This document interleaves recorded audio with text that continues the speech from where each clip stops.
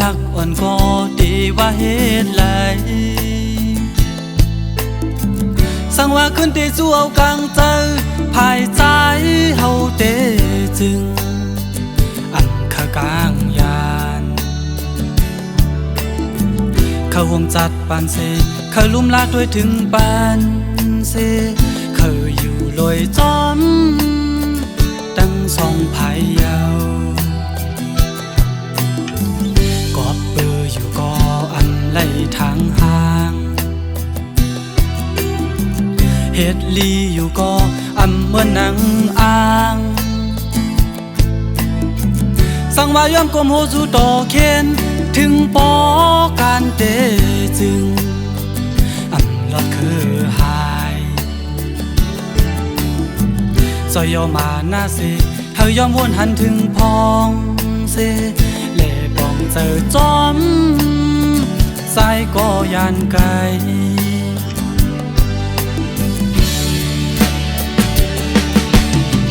สังว่าน้ำหยาดอำขาดไปแห้งดึกกือเมื่อกาเย็นตีขึ้นปอกไหวมาหาย้อนสู่ปันใจเฮากลางหลอดกูเพเข็นเนใจเฮ็ดกว่าในปุ่นสู่ฮักตั้งสองพายเอ่ยปุ่นคือเมืองเฮาเตอยู่หลอดกัดเย็นลูกเตขามเปลี่ยนใจพี่เตขามเฮเปลี่ยนก็ซื้อเสกังปัญหา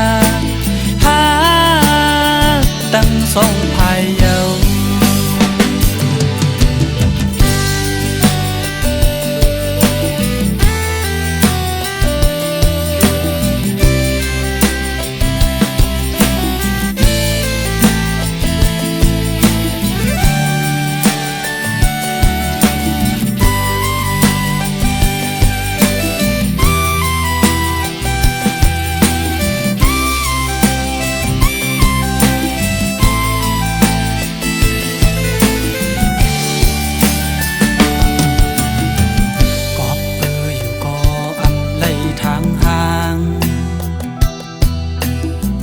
เฮ็ดลีอยู่ก็อำเมื่อนังอ่าง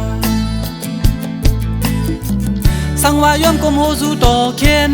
ถึงปอการเตจึงอำลอดคือหายซอยยอมมาหน้าเสเฮายอมวนหันถึงพองเสเล่ปองเจอจอมใจก็ยานไกล